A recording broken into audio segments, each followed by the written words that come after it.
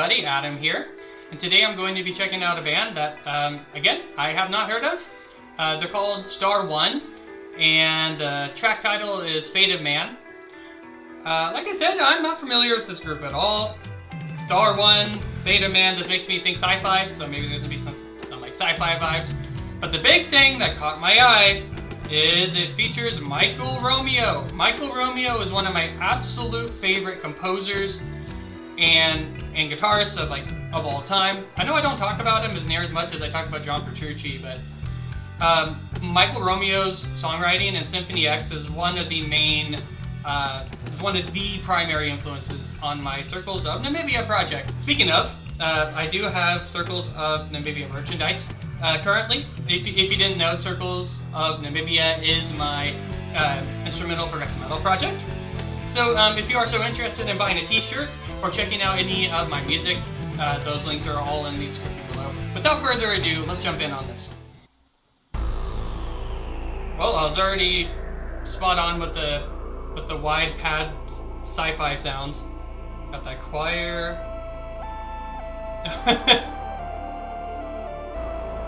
Hey, you got those classic synth sounds that make up, that make this kind of genre, or that make this kind of sound. I mean, really cool.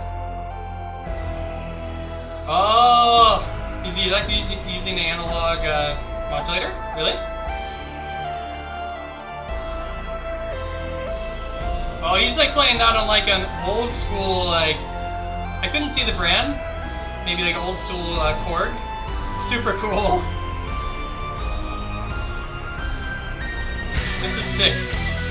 Ooh.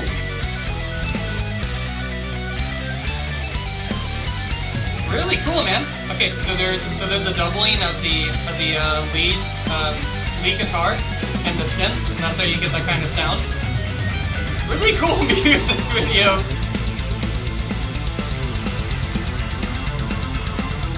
Great riffing, great atmosphere provided by the keyboards. I love how it has the zero on like all the hits. That's fun.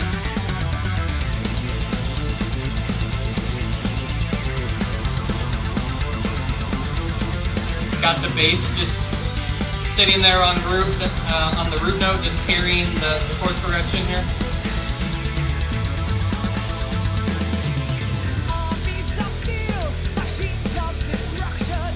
This is pretty old school sounding. Almost gives me like an Iron Maiden vibe. Especially with her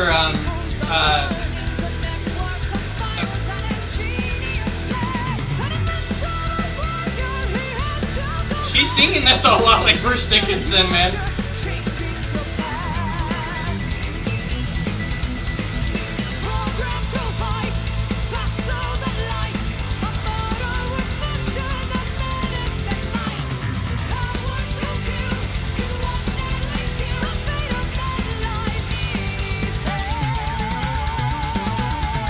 Great riffing all around here. I really like her vocals, man. Lots of power.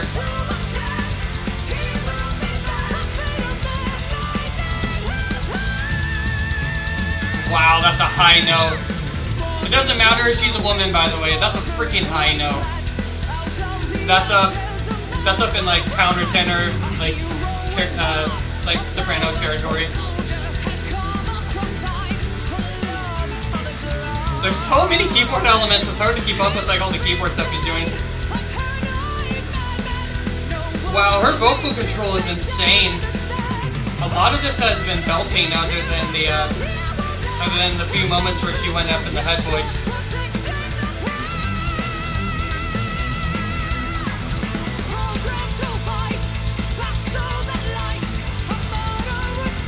I love how cheesy this is. Oh, the chromatic run there was cool.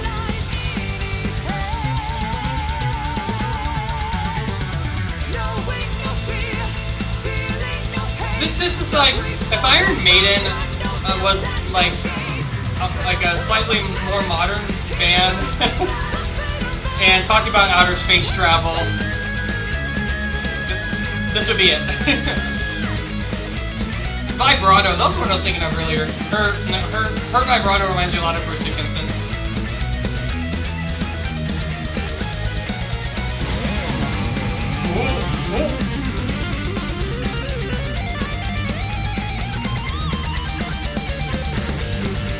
Symphonic metal in outer space, that's what I'm talking about.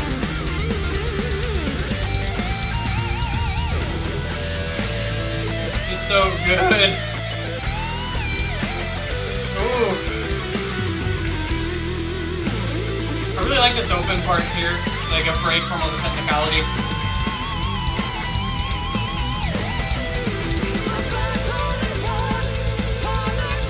Cool.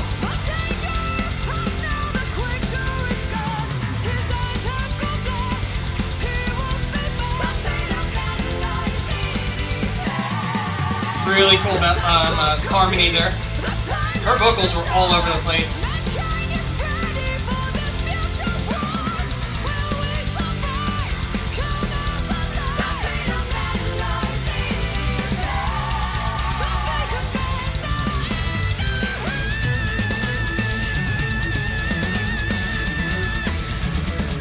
Wow. Like the open chords that they use during the chorus that can make her vocals like really soar. The vocalist just didn't hide behind anything. She knew the song was cheesy as hell. She knew the lyrics were cheesy. She knew the production was cheesy. She really leaned into it, and it made it like so fun to listen to. Very, very predictable what she was going to do sometimes, especially like going up into the high notes. So let's talk about the overall production. Just solid. This is what I call a solid song. Solid mix, solid master. Really nothing like breathtaking about it. Really, I can't really point out anything as like super bad or super good. It was like perfectly in the middle of like what a good rock and metal production should be. So instead of like nitpicking different production stuff, I'll just dive in a little bit more into what each band member brought into it. Before that, let's talk about Michael Romeo's solo.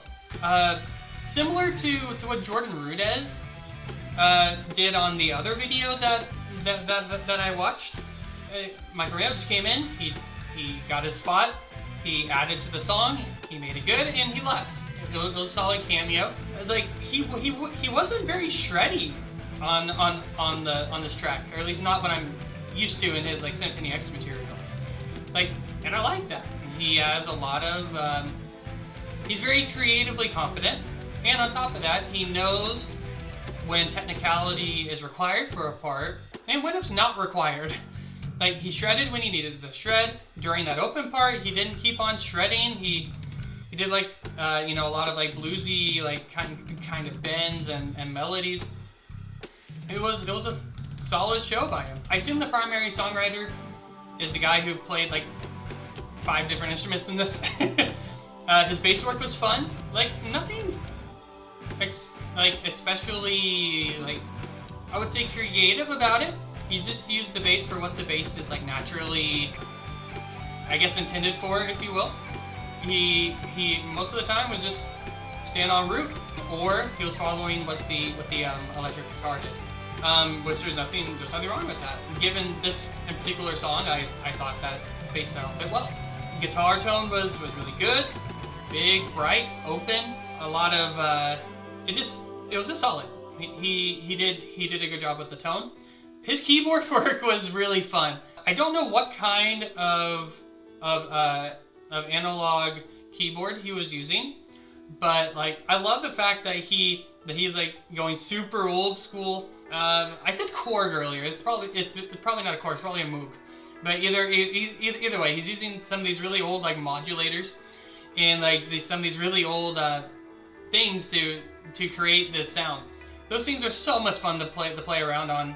During my audio engineering degree, we had about 10 of these, or 10 of something similar to these, in our MIDI lab.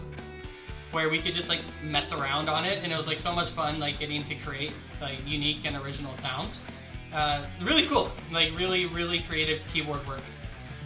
Drums were solid in the pocket, like intense fills or technicality, when it was needed. Drum tone was really solid, spot on tone. Again, just solid. I don't have anything especially like amazing to say about it. I don't have anything bad to say about it. It's good if it's a song. Thank you so much for watching. As a second reminder, I do have Circles of Namibia merchandise on my merch store. The link for that is in the description below, so if you are so interested, go ahead and check it out. Thank you for watching this far. If you are liking the content, make sure to hit the like button, the sub button, the bell button, and leave me a comment down below. Star 1 was a lot of fun to listen to. Are there any other bands like it? Let me know below. I am on Patreon, so I have some Patreon perks down there for subscribers, so if you guys are interested, you can go down there and check it out.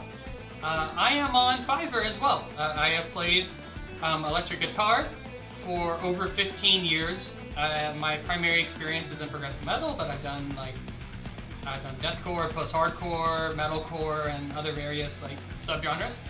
If you are so interested in having me playing guitar on your song, then check out that link in the description below.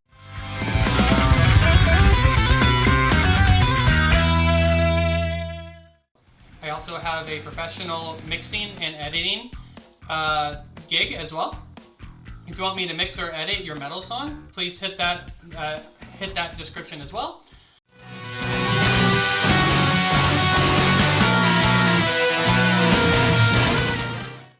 I do have a realistic MIDI metal drum gig, so if you want me to add drums to your music, you know where to go.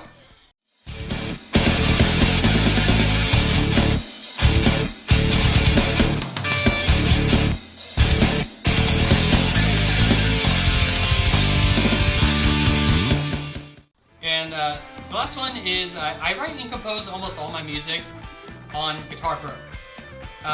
If you are wanting help composing or arranging your metal song, I can definitely help you out there too. That's a Fiverr gig as well. Link in the description below.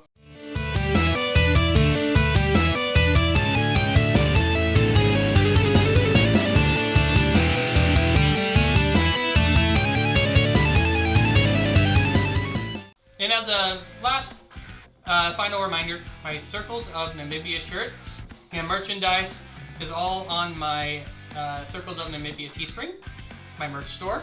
All those links are in the description below as well. So if you are so interested, you can check that out. My music with Circles of Namibia is out on Spotify, iTunes, and all that. Those links are in the description below. It's instrumental progressive metal music, played on 8-string guitar, but don't worry, it's not necessarily gent. I wouldn't call myself a gent band. And I'll see you guys in the next video.